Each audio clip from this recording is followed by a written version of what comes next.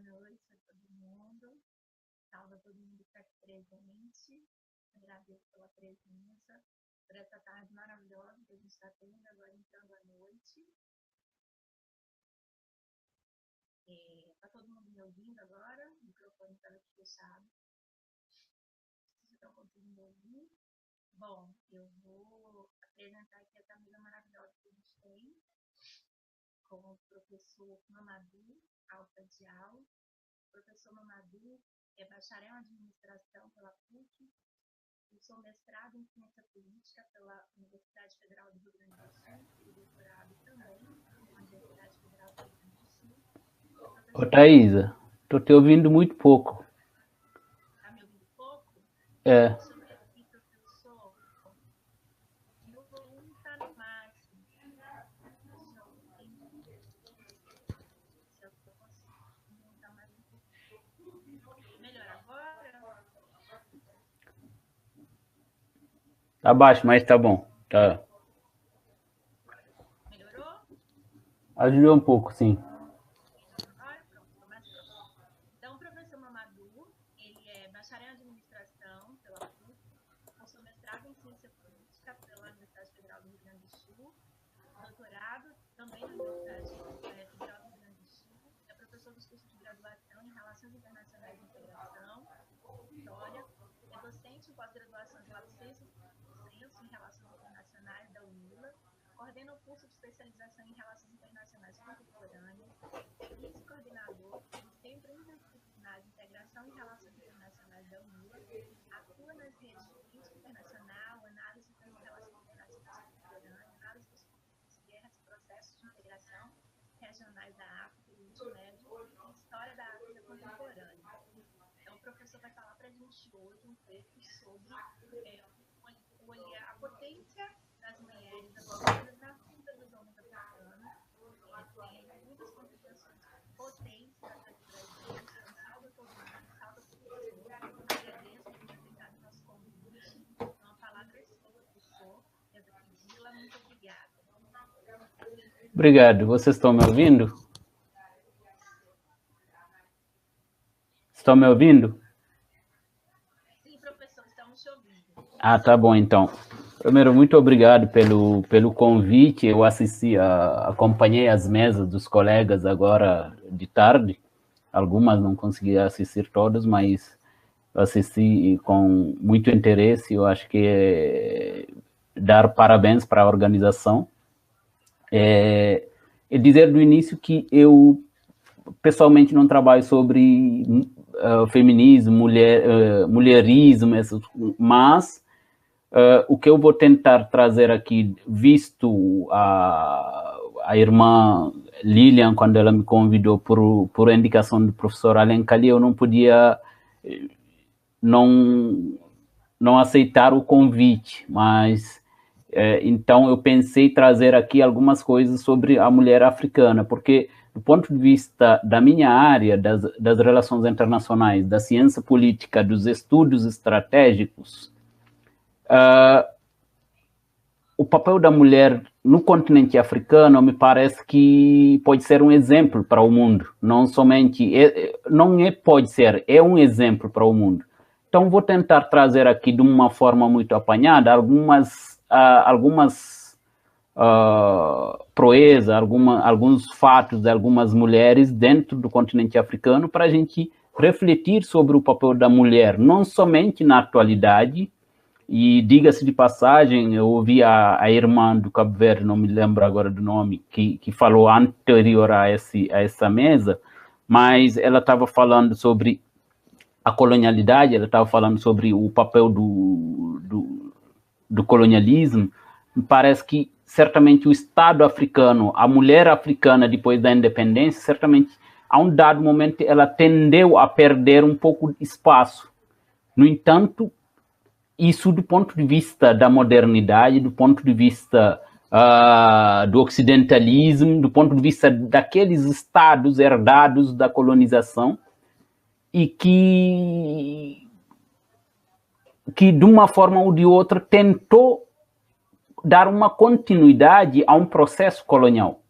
Então, o Estado independente, o Estado africano, quando ele se independente na década de 60, boa parte das estruturas que a gente herda da colonização, a gente vai tentar, as elites políticas vão tentar continuar com essas mesmas estruturas. Isso prejudica um pouco o papel da mulher dentro da sociedade africana. No entanto, ela sempre teve um papel fundamental e os líderes que dirigiram nossos países, eles não deixavam de se lembrar que a mulher tem um papel importante.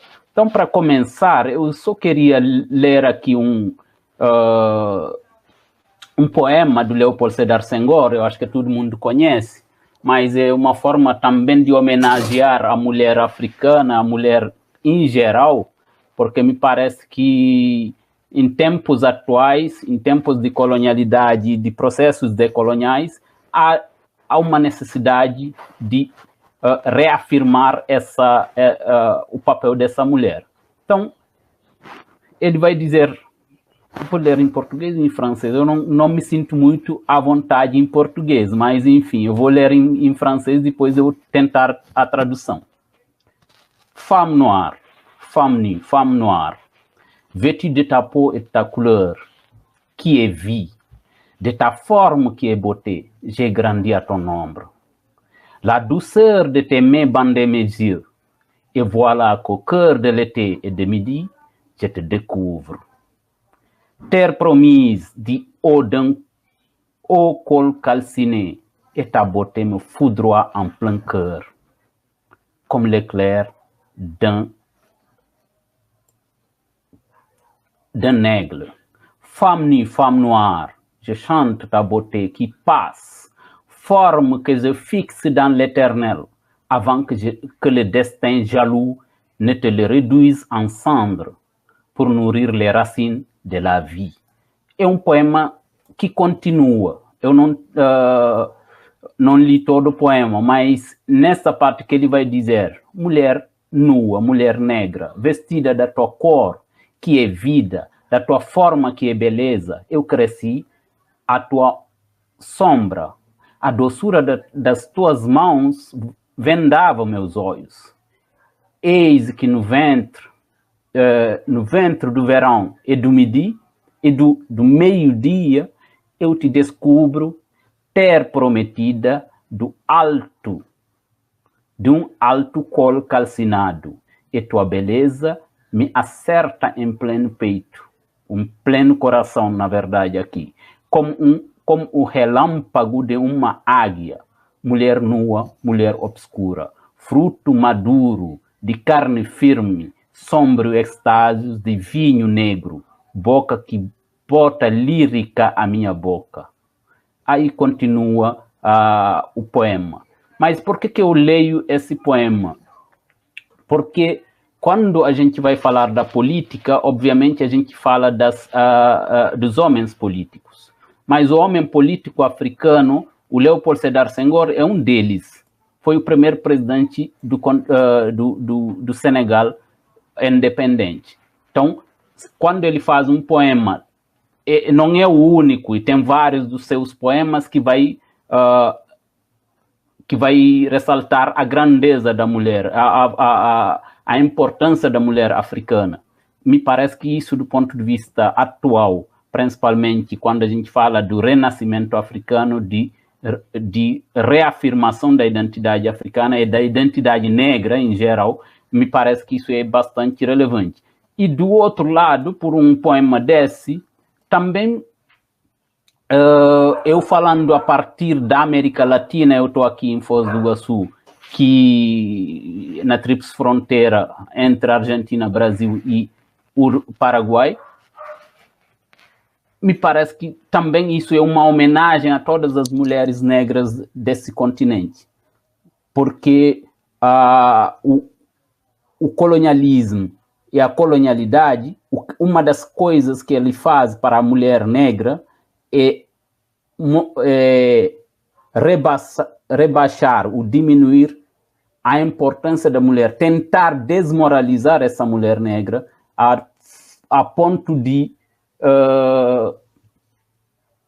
de deixar ela deprimida, enquanto que para poder aproveitar da sua força de trabalho, principalmente. Mas dizer que essa mulher é uma mulher que é sempre grande. Então, voltando do ponto de vista político, então, eu acho que o resgate dessa beleza negra, dessa beleza da mulher africana, ela é necessária. Isso do ponto de vista político, do ponto de vista ético e do ponto de vista moral.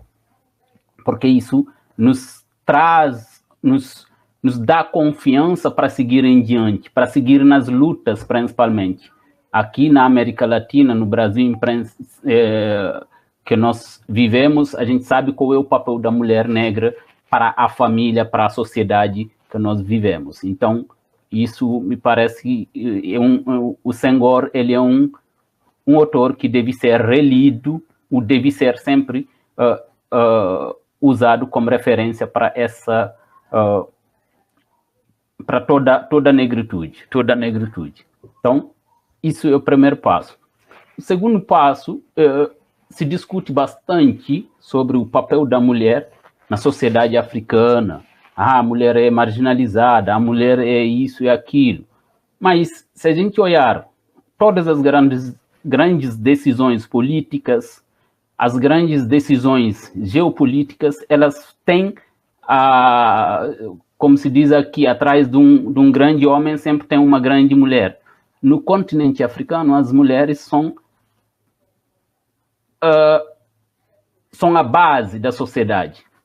Primeiro, são elas que educam, são elas que cuidam da gente quando a gente é pequeno, até a gente crescer.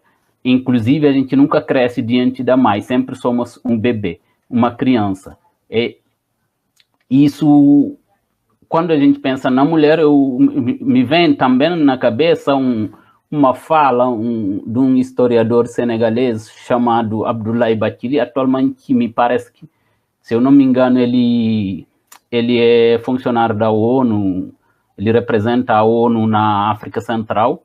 O professor Abdoulaye Bathily, ele é um historiador. Ele vai dizer que há um momento perguntaram para ele por que os homens africanos eles falam alto, por que nós gritamos. Aqui no Brasil sempre, meus conterrâneos sabem, sempre a gente aparece quando a gente está conversando, parece que a gente está brigando, tanto que todo mundo fala alto. O Abdoulaye Bathily, ele vai dizer que na África original, antiga, na África tradicionalmente conhecida, o homem, quando ele falava na praça pública, embaixo da árvore a palavra, a mulher dele tem que ouvir lá em casa, independentemente onde se situa a casa em relação à praça. Então, a minha afirmação, o meu posicionamento na praça, diante dos colegas, eu faço isso tentando comprovar a minha mulher que eu estava lá, eu estava falando como um homem também dentro daquela comunidade, daquele grupo de homens. E nisso, quando se fala de homem, não é que eu sou o homem da casa, eu sou o mais forte. Não, todas as decisões, tudo que é importante nesse sentido, se não tem uma mulher, você não tem decisões importantíssimas. Então, nisso eu passarei também a literatura africana contemporânea. Boa parte dos autores, eles vão trazer o papel dessa mulher. Aqui eu vou citar alguns, só para a gente começar a conversa, falar pouco, depois a gente vai debater, certamente. Eu trabalho muito com guerra e paz, com construção do Estado, então alguns autores, para quem estuda literatura no Brasil, para quem estuda literatura africana, principalmente, não deve ser, são autores muito bem lidos. Quando a gente pensa no Menino Fula, do Amadou Hampâté-Bâ, para quem não conhece, eu separei aqui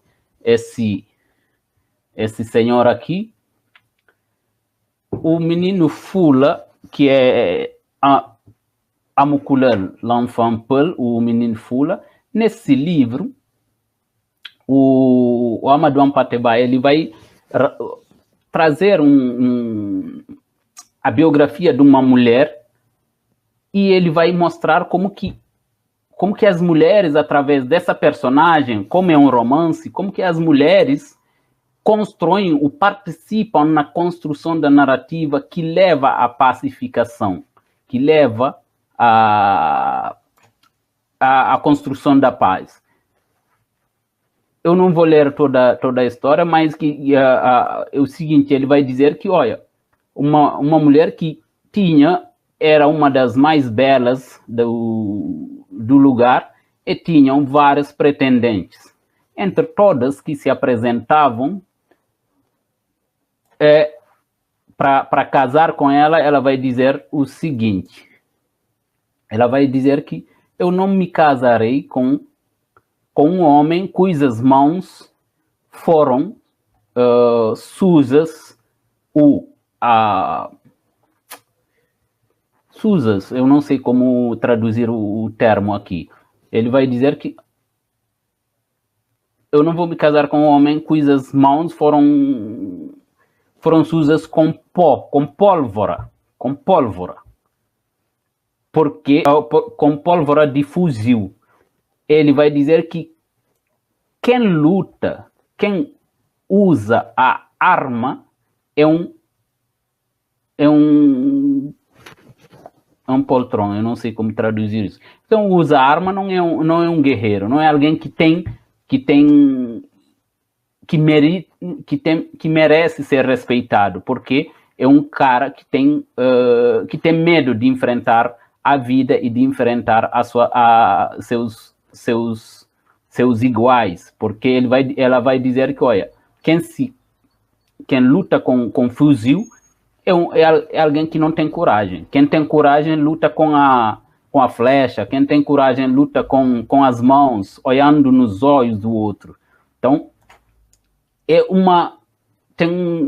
como é um romance, tem uma exageração de uma certa forma, mas do ponto de vista, qual é a moral da história? A moral da história é que, através dessa mulher, através da descrição dessa mulher, que o Ampateba ele vai mostrar como que a mulher, qual é o papel da mulher na pacificação da sociedade. E isso não é um conto que não aconteceu, uma coisa que aconteceu em Massina. Hoje, para quem segue, quem acompanha as notícias internacionais sobre os conflitos, a gente vê hoje no norte do Mali, vocês têm conflitos ali com o radicalismo islâmico, esse novo surgimento de conflito ali, ele surge nesse estado que era chamado de Massina. Então, nessa região, o Ampateba está falando dessa região e desses povos. Então, ele vai mostrar que através desse comportamento dessa mulher,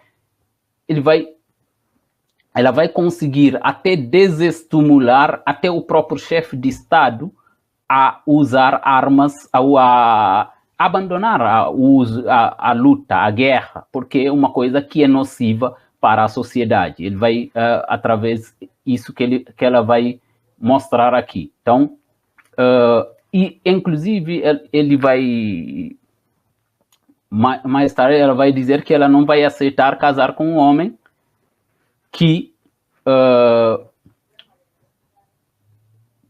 uma vez usou a arma para se defender. Ele vai dizer que isso não é bravura, isso não é uma boa coisa. Então, vamos largar as armas para poder viver em paz. Uhum. Ele vai mostrar que na iniciativa feminina Fula, uma Fula iniciada, uma Fula que tem uma formação de base,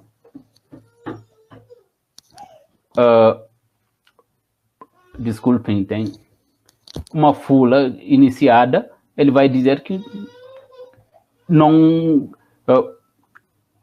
vai dizer que é rainha de leite. Ela vai dizer que, aliás, ela é rainha de leite. E o leite, a gente sabe, o leite e a pólvora não podem viver junto, porque a pólvora vai sujar o leite. Então, aqui, através dessa história, o Amadou Hampâté-Bâ, ele nos mostra qual é o papel da mulher no sentido da pacificação. Então, esse é o primeiro ponto que eu queria trazer para a gente discutir. O segundo ponto que eu vou trazer para discutir também eu vou usar um outro autor que pode ser tratado como uma questão política, uma questão moral ou uma questão ética. Um autor senegalês chamado Cheikh Hamidou Kane, também num livro que ele escreveu, cujo título é Aventura Ambígua, ele vai mostrar ali uma das principais personagens, é chamada Grande Royal.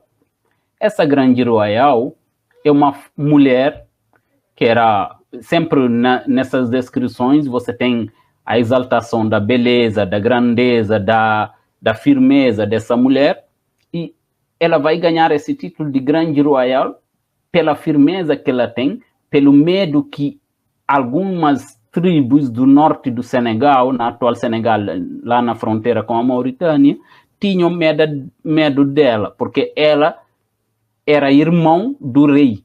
Ela não era a rainha, mas ela o irmão dela que governava. Mas por causa dela, da firmeza dela, no norte ela vai conseguir pacificar.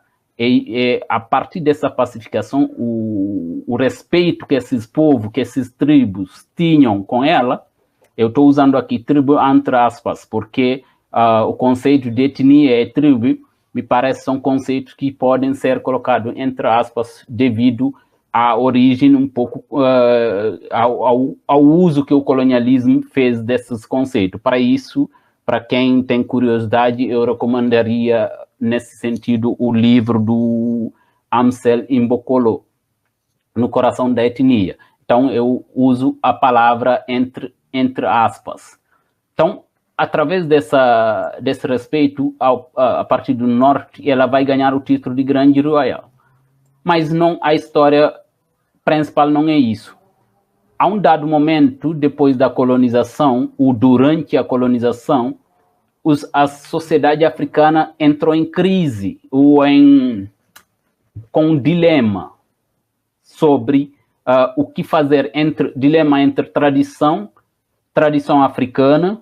Obviamente, essa tradição também você tem que colocar um pouco entre aspas, porque tradição, tanto do ponto de vista africana, se a gente pensar nas religiões, aqui tem que incluir a religião islâmica como uma das tradições da sociedade africana. Isso a gente pode discutir mais tarde. Mas qual vai ser o dilema que vai ser colocado à população Fula? Eu estou falando dos Fula também porque sou Fula, então eu aproveito para usar esses autores.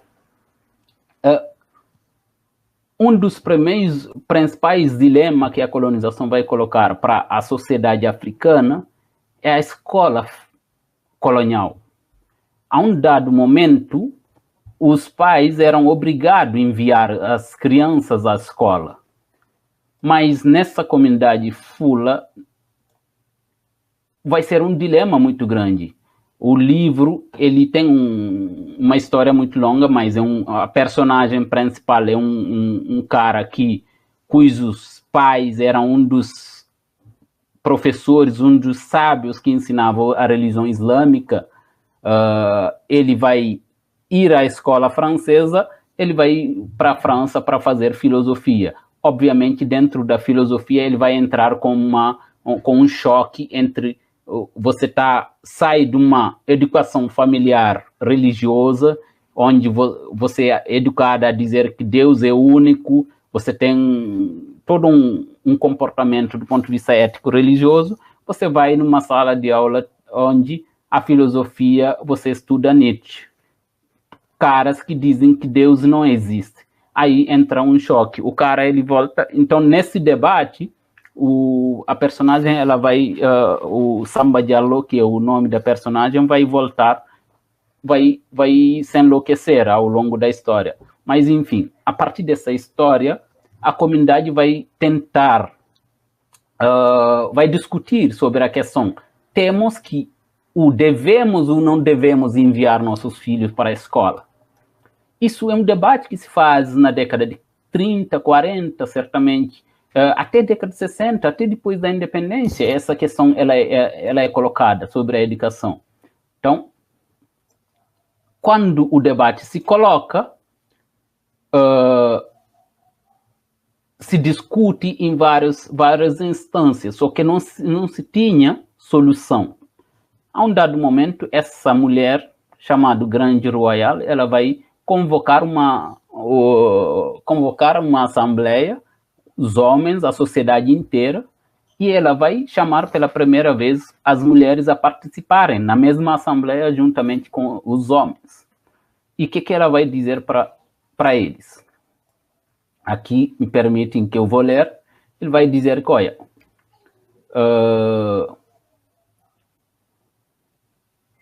meu irmão, ela vai dizer que, olha, eu chamei essa assembleia, eu convoquei as mulheres a participarem na mesma assembleia com os homens, coisa que não é muito de costume, que não é de praxe, a gente faz isso, mas, visto a questão urgente, é importantíssimo, as decisões que devemos tomar, eu tomei essa decisão. Então, ele vai dizer que, olha, eu pedi para as mulheres participarem nessa assembleia.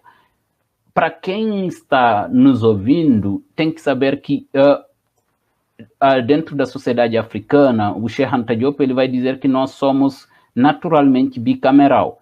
O que significa isso, do ponto de vista político? Você tem sempre uma assembleia das mulheres de um lado, uma assembleia dos homens do outro lado. Isso não significa que tem uma certa superposição, quem tem mais poder ou não, mas são duas instâncias diferentes. Mas nesse caso específico, o Cheikh Hamidou Kane, ele faz o autor trazer essa grande royal para que ela coloque homens e mulheres na mesma assembleia. Qual era a decisão a ser tomada? Vamos enviar nossas crianças para a escola colonial ou não? É uma questão complicada. Havia, dentro da sociedade africana, para nossos conterrâneos africanos sabem, tem muitas comunidades que eram muito resistentes e continuaram muito resistentes. Eu comecei a dar aula no Senegal em 96. Ainda em 96 tinha em vilarejos onde os pais não aceitavam levar suas crianças à escola, eram obrigados a levar as crianças. A gente tinha a possibilidade de identificar crianças e matriculá-los na escola e os pais são obrigados a levá-los. Mas esse era um dilema muito grande. Então, nesse dilema, qual é a solução que a Grande Royal vai dar para a sociedade fula? Ele vai dizer, olha, eu sei que não é uma coisa que nós gostamos, mas eu defendo que nós levamos nossas crianças para a escola. Eu solicitei essa assembleia para pedir a vocês que façamos coisas que não é de praxe, que não costumamos fazer. Mas a partir de agora, devemos nos acostumar a essas coisas. A partir de agora, vamos fazer coisas que que não fazem parte das nossas tradições, das nossas culturas. Porque fomos dominados. Então, quando você é dominado, você tem que de uma certa forma, você tem que se submeter e se submeter com inteligência. Qual é essa inteligência? Ela vai dizer, vamos levar nossas crianças para a escola francesa. Por que devem ir para a escola francesa? Para aprender a vencer sem ter a razão. Ela vai dizer que o Ocidente venceu a África, dominou o continente africano, colonizou. Não é porque eles tinham razão, não é porque eles tinham a verdade absoluta, mas porque eles tinham a malícia, através da mentira, eles conseguiram dominar. Isso é bastante relevante quando a gente pensa na política, porque quando se fala da colonização da África, muita gente pensa que os europeus chegaram e ocuparam assim por diante. Não, eles chegavam como estrangeiros. A gente sabe que, tradicionalmente, o estrangeiro é rei no continente africano. Então, você chega em qualquer casa, você não precisa ser conhecida, você é bem recebido. Desde que você seja estrangeiro, você é bem recebido. Então, esses europeus, eles vão chegar, vão ser bem recebidos, principalmente pelos chefes de bairro, de vilarejo e outro, e, através dessa recepção, eles vão burlar, eles vão, através da mentira, conseguir usar a malícia para dominá-los. Então, esse grande royal, essa mulher, ela vai ser a principal personagem que vai decidir, que vai obrigar a sociedade a levar suas crianças à escola. Qual é o impacto disso? Qual é o impacto disso? Essa era uma visão muito sábia, eu diria estratégica e geopolítica. Por quê? Se sabia que a partir de então, a partir da colonização, a África não seria a mesma desde então. Então, o que virá no futuro, quem vai dirigir o continente africano, quem vai conseguir, quem vai tomar as decisões necessárias, serão aqueles que vão para a escola. Então, a partir disso, ela vai sugerir que as crianças vão para a escola, e isso vai acontecer e a decisão vai ser aceita. A partir disso, você tem a abertura para a escola ocidental. E isso vai ter um impacto muito grande. Quando a gente olha na independência dos países africanos, a gente sabe que havia os poucos que tinham um diploma ocidental eram aqueles que dirigiam os Estados-nações. E até agora nós temos um certo complexo de inferioridade. A colonialidade, ela continua porque, por exemplo, no caso do Senegal, eu sei que meus irmãos de outros países francófonos vão concordar comigo, não é a mesma coisa ter um diploma de ciência política no Brasil e no Brasil e na França. Quem tem diploma na França volta para o Senegal, vai, bom, je viens de Sciences Po, essas coisas, esse Sciences Po parece que é uma superioridade, enquanto que nós aqui também fizemos Sciences Po, só que a gente fez ciência política, não é aquele Sciences Po usado com os R's rodados do francês. Então, esse é o segundo caso. Aqui o Cheikh Hamidou Kane, ele traz uma questão importantíssima do ponto de vista político, do ponto de vista moral, porque aí essa decisão da Grande Royal, ela desafiava também os muçulmanos, ela desafiava a comunidade muçulmana no Senegal. Por isso que a personagem, ela vai ser alguém que faz parte de uma família religiosa muçulmana, mas de outro lado, essa família muçulmana, ela também é uma família africana. Então, esse dilema, ela consegue solucionar isso a partir disso. Então, esse é o segundo ponto que eu trago para vocês. Eu acho que aqui tem uma questão moral, uma questão política, uma questão ética, e até uma questão muito mais, para quem estuda geopolítica, uma questão de visão do longo prazo, de visão de geopolítica. Então, isso me faz concluir nesse ponto específico de que a mulher, ela sempre teve esse papel fundamental quando as decisões quando decisões podem ser tomadas. Então, devem ser tomadas. Aqui, tanto o Cheikh Hamidou Kane quanto o Amadou Hampâté-Bâ, eles trazem exemplos de mulheres. Eu trago isso para dizer que isso não fica somente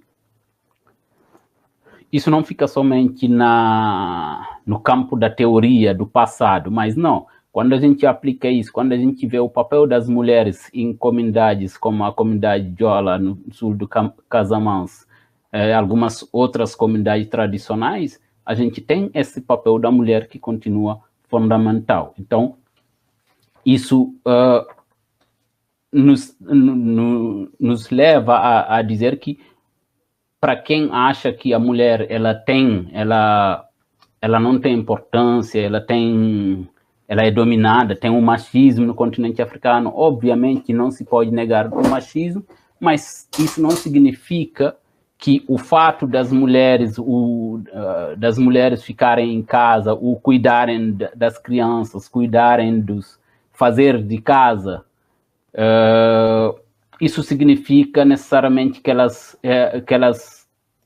esses papéis são inferiores ou secundários. Ao contrário, a educação, a formação, a moral e a ética e as grandes decisões políticas são das mulheres. Quando se fala das comunidades tradicionais, eu vou sair desse ponto político, vamos na questão, principalmente quando eu estou pensando na minha cidade, em Casamance, eu penso na agricultura. Quais são as grandes engenheiras, as grandes agrônomas da sociedade africana? Quando você pensa na plantação de arroz, para meus conterrâneos, Lilian deve conhecer isso, em Guiné-Bissau, Casamance, todos os países africanos, certamente, quem cuida da lavoura, principalmente se os homens têm a força física para trabalhar, para limpar os terrenos, preparar o chão, tudo isso, quem vai cuidar como que é chamado? Quem vai cuidar do solo, quem prepara o adubo, quem faz o plantio, quem acompanha o plantio, quem faz a colheita, quem faz todas as cerimônias ligadas à colheita, uma boa colheita, uma colheita que não foi boa, tudo é no campo das mulheres. Então, para dizer que também aqui é um ponto central, a alimentação, a agricultura, a alimentação ela é totalmente gerenciada pelas mulheres, pela mulher africana. Então, não é somente preparar a comida, fazer o almoço, fazer a janta lá em casa, mas não, é cuidar do plantio. E isso nos leva a um outro campo que é muito sensível na atualidade, quando a gente fala de política ou de geopolítica, que é o campo do meio ambiente. Se vocês acompanharem, a Lilian poderia falar sobre isso certamente, o processo de preparação de adubo para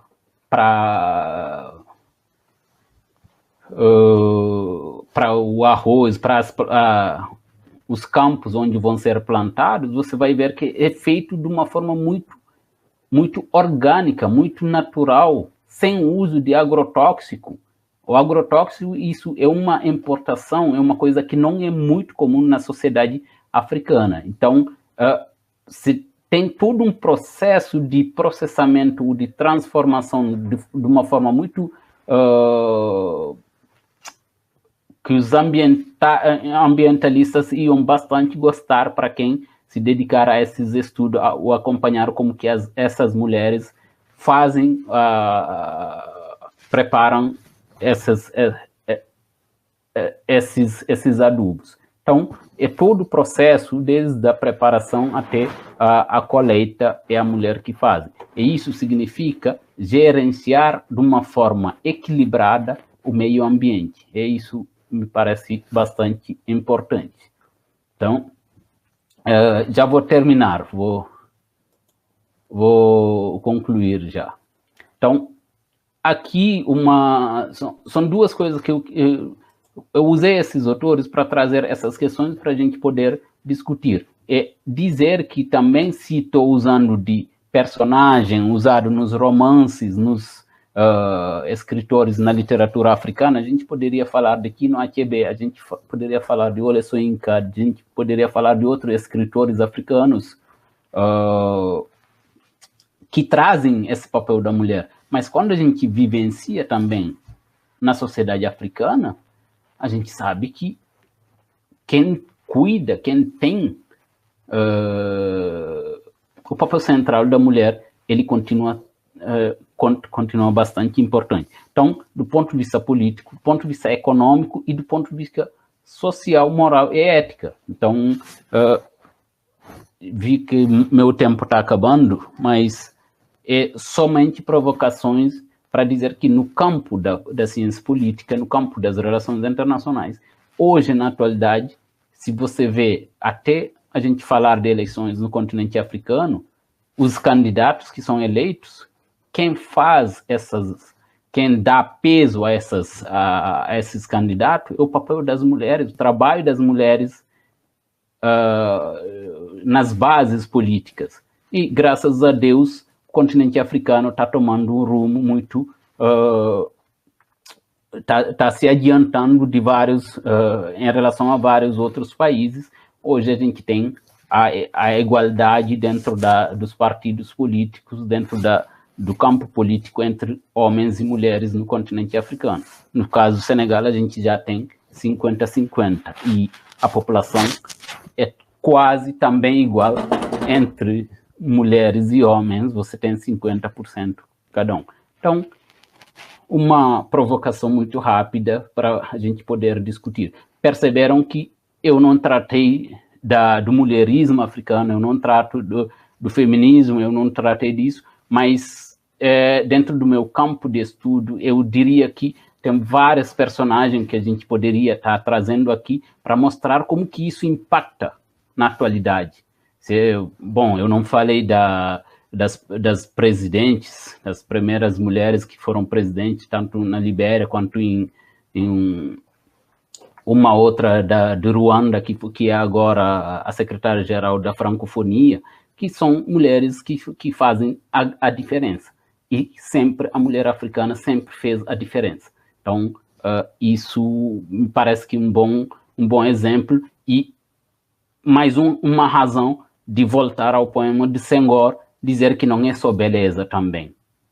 Não é só a beleza, porque quando a beleza, ela não é essa estética física externa, é uma coisa muito mais interior, é uma coisa muito mais forte. Quando ele está falando que eu cresci na sua sombra, isso significa que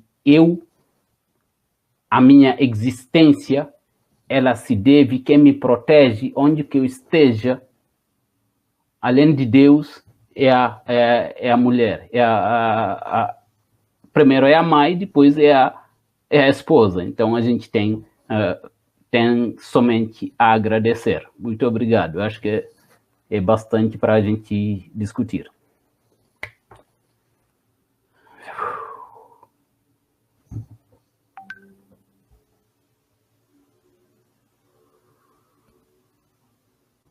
Não.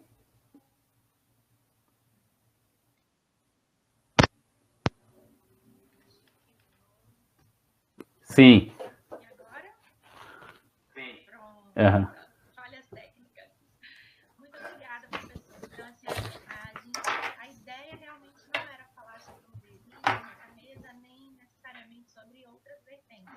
A ideia era isso mesmo, falar sobre a potência da mulher africana na vida dos homens pretos, dos homens africanos, e, de certo modo, também na vida da comunidade. Então, o senhor trouxe, né, um pouco dessa vivência dessa mulher africana, dando para a gente entendimento sobre esse papel fundamental na tomada de decisões, nas bases políticas. Então, era um pouco disso mesmo que a gente queria ouvir. Poderia falar sobre onde vem a potência da mulher africana na vida dos homens? Olha, onde vem a potência? Isso, a gente poderia estudar isso no longuíssimo prazo. Eu não posso dizer aonde veio, mas a primeira coisa, a essência, nós viemos aonde? Da onde saímos? Da ventre de uma mulher. Então,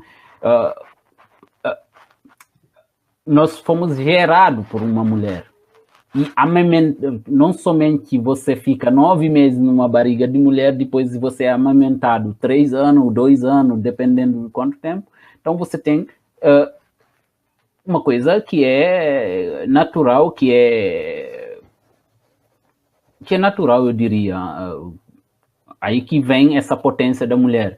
Porque para o africano, independente, eu não conheço um africano, eu convivi com vários em Porto Alegre, mas eu acho que para o africano você pode fazer tudo, você pode brincar com todos. Se você brincar com a mãe dele, vocês brigam. Isso é independentemente da cultura, independentemente da religião. Porque, gente, a gente não tem coisa mais importante da vida além da nossa mãe. Não tem porque, não tem como explicar. É graças a esse ser humano que nós estamos aqui. Senão a gente não estaria. Então, um mosquito passando aqui. Então, me parece é isso.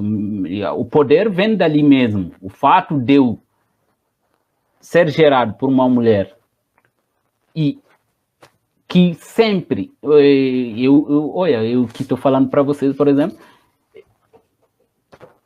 várias mulheres que passaram na minha vida, todas, não somente a minha mãe não conheço muito, mas todas as mulheres que eu convivi, nunca senti a ausência de uma mãe biológica. Então você tem, independentemente da mulher, pelo menos no continente africano, onde eu vivi no Senegal, independentemente, uma criança é criança de todo mundo.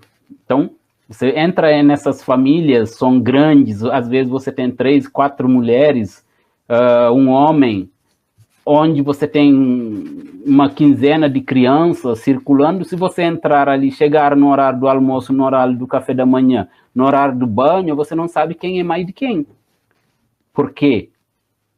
O que uma faz para seus filhos, faz para todo mundo. Então, você entra em casa, a gente não sabe quem é a mãe de quem, se não te dizerem. Então, parece que o poder vem dali mesmo, não tem uma outra explicação.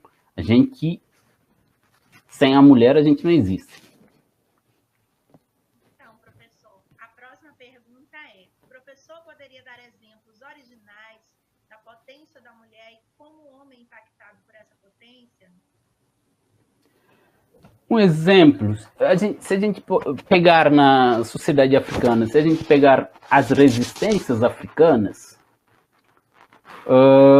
tem vários outros personagens. Se vocês pegarem, eu falei para vocês da Grande Ruel, mas tem a rainha Zinga, lá do Congo. Vocês podem olhar a história da rainha Ablapoku, que cuja história conta que ela sacrificou um único filho para salvar o povo baulé, que é entre uma população de Costa do Marfim, Gana, ali na região da África Ocidental. Então, você tem exemplos de mulheres mais contemporâneas, e se vocês pegarem e estudarem a história de uma mulher chamada Aline Sitoé Diatta, Aline Sitoé Diatta. Essa mulher é uma jovem nascida na década de 1920, por aí. Ela vai resistir através de lutas pacíficas à colonização. Ela vai conseguir fazer uma diferença para a sociedade onde ela viveu, que é no sul do Casamance. Aline Sitoé Diatta, ela vai, por exemplo, ela vai pregar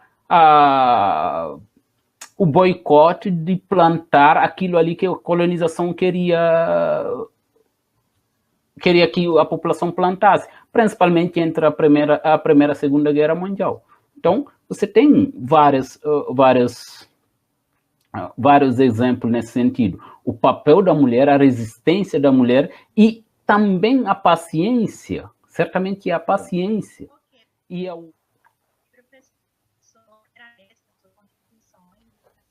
agora está cortando a tua fala. Nós vamos agora para o encerramento. Agradeço ao senhor pela sua fala, por todas as contribuições. Agora a gente passa para o encerramento com a irmã Catiúcia, a nossa mais velha na Dove. Então, agradeço muito a todo mundo que está aqui até agora. E a gente vai passar para a próxima mesa. E agradeço muito, muito, muito. Aqui é o professor. Peço desculpas pelos problemas aí com o áudio. E todo mundo continue aqui para ouvir a nossa mais velha. Tá, também eu agradeço e eu peço desculpa, certamente eu falei muito rápido. Alguns, se tiveram problema de me ouvir, eu peço desculpa, mas, enfim, queria trazer alguns exemplos para que a gente possa discutir sobre isso. Eu nem vi que o tempo passou muito, a minha ideia não era tomar muito tempo, eu acabei tomando, mas eu agradeço e parabenizo